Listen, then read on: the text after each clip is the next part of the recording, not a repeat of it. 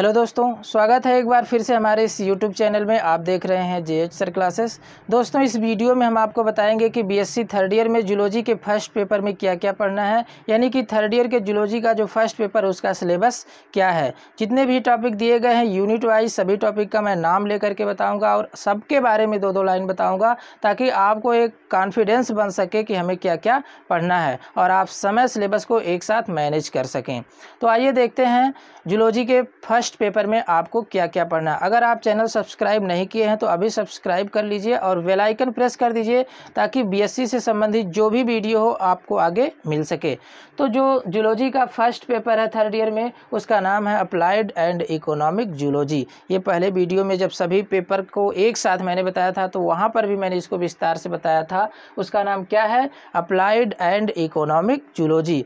इसमें 4 यूनिट दिया हुआ है। जूलॉजी का चाहे हो, चाहे बॉटनी का, चाहे कोई भी पेपर हो, उसमें आपको 4 यूनिट दिया रहता है। तो जो पहली यूनिट है उसका नाम है पैरासाइटोलॉजी। इसमें आपको परजीवी विज्ञान पढ़ना है, यानी कि पैरासाइटोलॉजी पढ़ना है। क्या पढ़ना है इसमें, ये देखिए, बहुत आसान है। ये जो देखिए, इसमें 3 एनिमल्स दिए गए हैं। देखिए, ट्रिपनोसोमा, जियार्डिया और वुचरेरिया, ये 3 ऑर्गेनिज्म हैं। ये तीनों पैरासाइट हैं। इनके बारे में आपको विस्तार से पढ़ना है। अब क्या क्या पढ़ना है वो देख लीजिए। इनका सबसे पहले आपको पढ़ना है स्ट्रक्चर, यानी कि इनकी संरचना क्या होती है। फिर इसके बाद लाइफ साइकिल, इनका जीवन चक्र क्या है।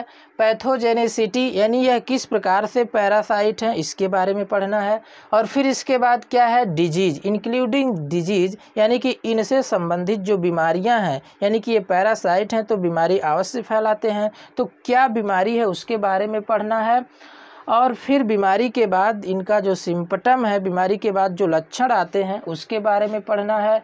और फिर क्या है, इनका कंट्रोल क्या है, यानी कैसे इनको कंट्रोल किया जाएगा। और ये जो पैरासाइट हैं ये कहाँ पैरासाइट हैं, तो देखिए, ये पैरासाइट जो है डोमेस्टिक एनिमल्स, यानी कुछ पालतू जंतु हैं आपके घर पे, उस पर ये बीमारी फैलाते हैं, यानी कि उसके ऊपर पैरासाइट हैं। और ह्यूमंस, यानी कि मानव पर भी ये पैरासाइट हैं। तो ये थी यूनिट फर्स्ट। यूनिट फर्स्ट में आपको 3 एनिमल्स के बारे में पढ़ना है। आसानी से आप समझ लीजिए, 3 एनिमल्स पढ़ना है, ट्रिपनोसोमा, जियार्डिया एंड वुचरेरिया। अब देखिए, जो यूनिट सेकेंड है उसमें क्या पढ़ना है। तो यूनिट सेकेंड में आपको पढ़ना है वेक्टर एंड पेस्ट। वेक्टर क्या है? कुछ ऐसे ऑर्गेनिज्म है जो ह्यूमन पर बीमारी फैलाते हैं, यानी कि मनुष्य पर बीमारी फैलाते हैं। पेस्ट ऐसे ही कुछ एनिमल्स हैं जो बीमारी फैलाते हैं और हमें एक प्रकार से चिढ़ देते हैं, यानी कि हमारे आसपास मंडराते हैं, हमें चिढ़ देते हैं। जैसे आप मॉस्किटो समझ लीजिए, जब हमारे आसपास मंडराते हैं तो एक प्रकार की चिढ़ होती है। तो ऐसे भी एनिमल्स आपको पढ़ना है। अब इसमें कुछ अलग से नहीं, वही एनिमल पढ़ना है जो आपके सिलेबस में दिए गए हैं। अब देखिए वो एनिमल्स क्या हैं, इनका पढ़ना क्या क्या है। देखिए, इनकी लाइफ साइकिल पढ़ना है और क्या पढ़ना है, कंट्रोल पढ़ना है। अब वो पेस्ट कौन कौन से हैं, देखिए, जो पहला ऑर्गेनिज्म है वो है गुंधी बग। यह एक प्रकार का ऑर्गेनिज्म है जो बीमारी धान के खेत में, यानी धान के पौधे पर बीमारी फैलाता है। और दूसरा देखिए, शुगर कैन लीफहॉपर, यह भी एक प्रकार का पेस्ट है जो कहाँ बीमारी फैलाता है, शुगर कैन, यानी कि गन्ने के खेत में या गन्ने के पौधों पर। दूसरा, फिर अगला देखिए क्या है, रोडेंट। रोडेंट का मतलब कुछ ऐसे प्राणी हैं जो कुतरने वाले होते हैं, कुतरते हैं। जैसे अभी आप चूहा ले लीजिए, चूहे के बारे में पढ़ना है। और फिर इसके बाद क्या है, टर्माइट। टर्माइट भी एक प्रकार के ऑर्गेनिज्म है, जिसे आप दीमक या व्हाइट एंट भी कहते हैं, सफ़ेद चींटी। आपके घर में या घर के आसपास कुछ सड़ी लकड़ियां होंगी जो सड़ रही होंगी, तो उसमें आप देखेंगे छोटे छोटे चींटियों की तरह से कुछ ऑर्गेनिज्म होते हैं, सफ़ेद सफ़ेद, उन्हें दीमक कहते हैं या व्हाइट एंट कहते हैं या टर्माइट कहते हैं, उसके बारे में पढ़ना है। और नेक्स्ट देखिए है मॉस्किटोज, यानी कि मच्छरों के बारे में पढ़ना है। कुछ मच्छर हैं स्पेशली जो बीमारी काज करते हैं, उनके बारे में आपको पढ़ना है। तो ये पढ़ना है यूनिट सेकेंड में। अब आ जाइए, देखते हैं कि यूनिट थर्ड में क्या क्या पढ़ना है। तो जो यूनिट थर्ड है उसका नाम है एनिमल ब्रीडिंग एंड कल्चर। इसमें कुछ एनिमल दिए गए हैं जिनकी ब्रीडिंग कैसे होती है, यानी कि उसमें अच्छी वैरायटी कैसे उत्पन्न किया जाए और उनका कल्चर कैसे किया जाता है, इसके बारे में पढ़ना है। तो कितने कल्चर हैं? कुल मिलाकर के आपको 6 कल्चर पढ़ने हैं, जिसमें पहला देखिए क्या है, एक्वा कल्चर।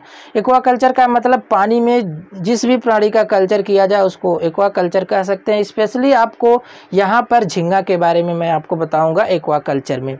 फिर इसके बाद देखिए क्या है, पीसी कल्चर, यानी कि मछली पालन, यानी कि मछली का पालन कैसे किया जाता है, पीसी कल्चर में आपको ये पढ़ना है। तो 2 कल्चर हो गए। आइए देखिए तीसरा कल्चर क्या है, पोल्ट्री। इसमें आपको मुर्गा पालन या फिर मुर्गी पालन के बारे में पढ़ना है। अगला क्या है, सेरीकल्चर। सेरीकल्चर का मतलब रेशम कीट पालन, यानी कि रेशम का जो कीट होता है उसका पालन कैसे किया जाता है, रेशम कैसे निकाला जाता है, ये सारी डिटेल आपको इसमें पढ़ना है। नेक्स्ट क्या है, एपीकल्चर, यानी कि मधुमक्खी पालन, जो हनी बी का कल्चर किया जाता है वो आपको पढ़ना है, मधुमक्खी पालन। और फिर इसके बाद क्या है, लैग कल्चर, जो लाख के कीट होते हैं उसका पालन आपको पढ़ना है। तो ये हैं 6 कल्चर जो आपको यूनिट 3 में पढ़ना है। अब आइए देखते हैं यूनिट 4 में क्या पढ़ना है। तो जो यूनिट 4 है उसका नाम है वाइल्ड लाइफ ऑफ इंडिया, यानी कि भारतीय वन्य जीव। भारत में पाए जाने वाले जो वन्य जीव हैं उसके बारे में पढ़ना है, यानी कि उनका कंजर्वेशन कैसे किया जाता है।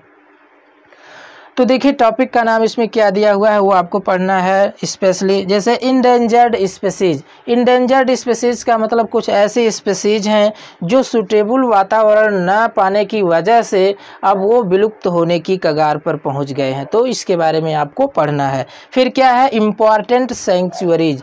कुछ ऐसे स्थान घोषित कर दिए गए हैं जहां प्राणी आसानी से विचरण कर सके और उनका प्रिजर्वेशन हो सके, उसके बारे में पढ़ना है यहाँ पर इम्पॉर्टेंट सैंक्चुअरीज में। तो इसको मैं विस्तार से बताऊंगा लेक्चर में।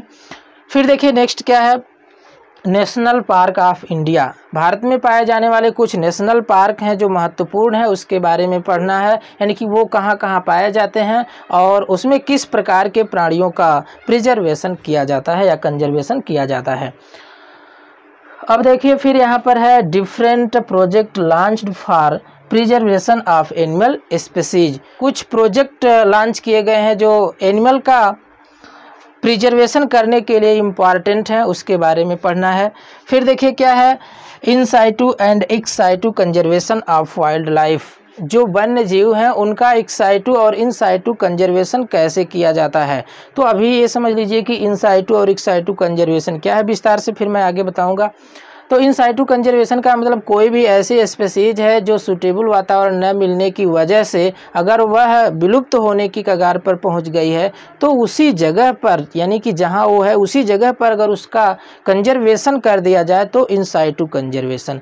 अगर उसे वहां से उठा करके किसी दूसरे प्लेस पर, यानी जहां पर सूटेबल वातावरण है वहां पर अगर उसका कंजर्वेशन किया जाए तो क्या होगा, एक्स साइटू कंजर्वेशन। तो ये पढ़ना था आपको यूनिट 4 में। तो इस प्रकार से आपको चारों यूनिट पढ़ना है, यानी कि जूलॉजी के फर्स्ट पेपर में। तो मेरी समझ से ये पूरा वीडियो आपको अवश्य समझ में आया होगा। पूरा वीडियो देखने के लिए बहुत बहुत धन्यवाद। Thank you very much.